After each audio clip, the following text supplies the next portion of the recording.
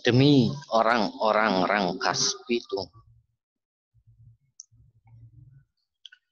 tuan-tuan dan nyonya-nyonya, salam sejahtera. Nama saya Multatuli, datang dari masa lalu. Dahulu, abdi kerajaan Belanda ditugaskan di Rangkas Bitung, ibu kota Lebak saat itu. Satu pengalaman yang penuh ujian. Rakyat ditindas oleh bupati mereka sendiri. Petani hanya bisa berkeringat, tidak bisa tertawa, dan hak pribadi diperkosa. Demi kepentingan penjajahan, kerajaan Belanda bersekutu dengan kejahatan ini. Sia-sia saya mencegahnya. Kalah dan tak berdaya. Saya telah menyaksikan bagaimana keadilan telah dikalahkan oleh para penguasa dengan gaya yang anggun dan sikap yang gagah, tanpa ada ungkapan kekejaman di wajah mereka. Dengan bahasa yang rapi, mereka keluarkan keputusan-keputusan yang tidak adil terhadap rakyat. Serta dengan budi bahasa yang halus, mereka saling membagi keuntungan yang mereka dapat dari rakyat yang kehilangan tanah dan ternaknya. Ya, semuanya dilakukan sebagai suatu kewajaran.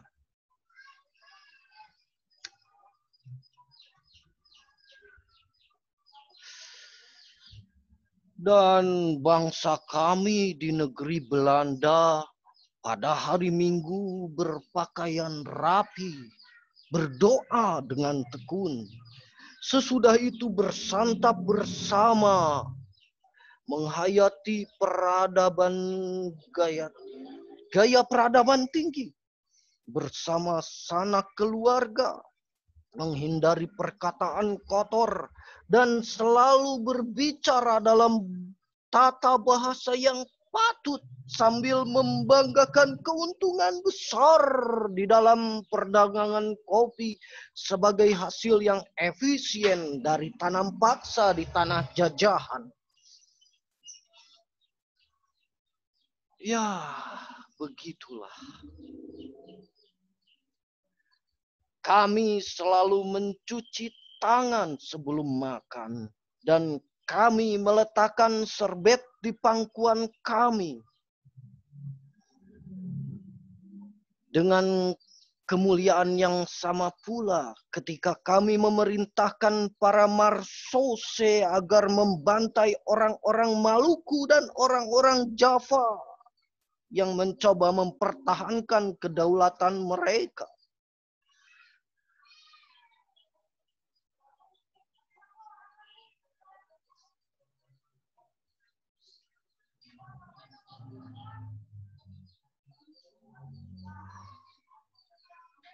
Ya, kami adalah bangsa yang tidak pernah lupa mencuci tangan. Kita bisa lelah apabila merenungkan gambaran kemanusiaan dewasa ini. Orang Belanda dahulu juga mempunyai keluh kesah yang sama apabila berbicara tentang keadaan mereka di zaman penjajahan oleh Spanyol. Mereka memberi nama yang buruk kepada Pangeran Alba yang sangat menindas. Tapi sekarang, apakah mereka lebih baik dari pangeran yang jahat itu? Tentu tidak hanya saya yang merasa gelisah terhadap dawat hitam yang menodai iman kita. Pikiran yang lurus menjadi bercela karena tak pernah bisa tuntas dalam menangani keadilan. Sementara waktu terus berjalan dan terus memperlihatkan keluasan keadaannya, kita tidak bisa seimbang dalam menciptakan keluasan ruang di dalam pemikiran kita. Memang kita telah berpikir lebih canggih dan kompleks, tapi belum bisa lebih bebas tanpa sekat-sekat dibanding keluasan waktu. Bagaimana keadilan bisa ditangani dengan pikiran yang selalu tersekat-sekat?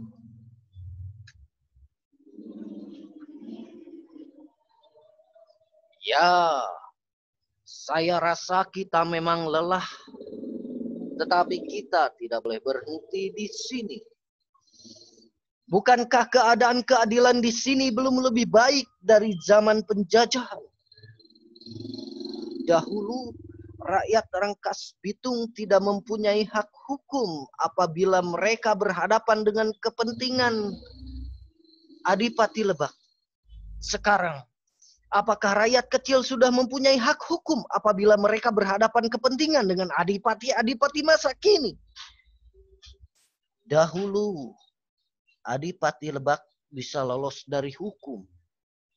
Apakah adipati-adipati yang kejam dan serakah sudah bisa dituntut oleh hukum? Bukankah kemerdekaan yang sempurna itu adalah kemerdekaan negara dan bangsa? Negara Anda sudah merdeka, tapi apakah bangsa Anda juga sudah merdeka? Apakah bangsa tanpa hak hukum bisa disebut bangsa merdeka? Para pemimpin negara-negara maju bisa menitikan air mata apabila mereka berbicara tentang demokrasi kepada para putranya.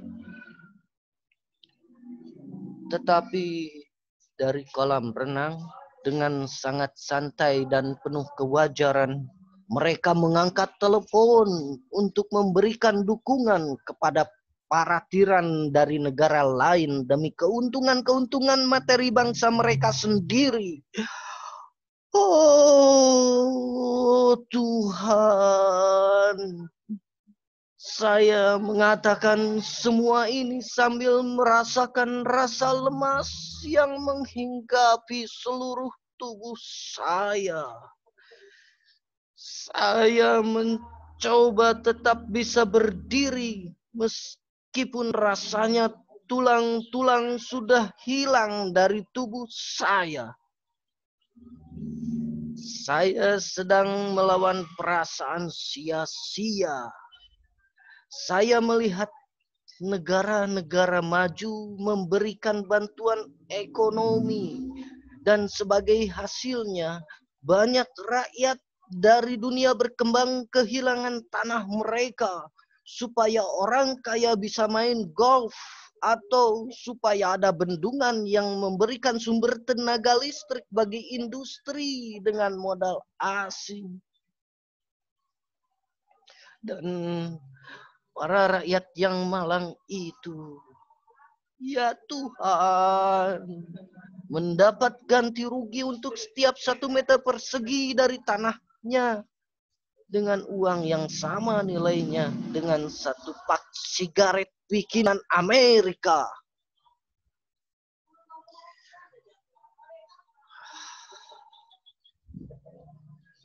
Barangkali kehadiran saya sekarang mulai tidak mengenakan suasana. Keadaan ini dulu sudah saya alami. Apakah orang seperti saya harus dilanda oleh sejarah? Tetapi ingat, sementara sejarah selalu melahirkan masalah ketidakadilan, tetapi ia juga selalu melahirkan orang seperti saya. Menyadari hal ini, tidak lagi saya merasa sia-sia atau tidak sia-sia. Tuan-tuan, para penguasa di dunia kita sama-sama memahami sejarah.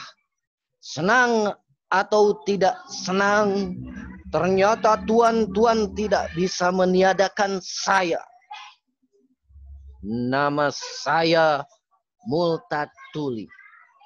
Saya bukan buku yang bisa dilarang dan dibakar. Juga bukan benteng yang bisa dihancur leburkan. Saya Multatuli, sebagian dari nurani tuan-tuan sendiri. Oleh karena itu, saya tidak bisa disamaratakan dengan tanah. Tuan-tuan, para penguasa di dunia, apabila ada keadaan yang celaka, apakah perlu ditambah celaka lagi? Pada intinya, inilah pertanyaan sejarah kepada Anda semua, tuan-tuan dan nyonya-nyonya yang hadir di sini. Setelah memahami sejarah, saya betul tidak lagi merasa sepi dan memang tidak relevan lagi bagi saya untuk merasa sia-sia atau tidak sia-sia, sebab jelaslah sudah kewajiban saya ialah hadir dan mengalir. Tuan-tuan dan nyonya-nyonya, terima kasih. Bojonggede 5 November 1990.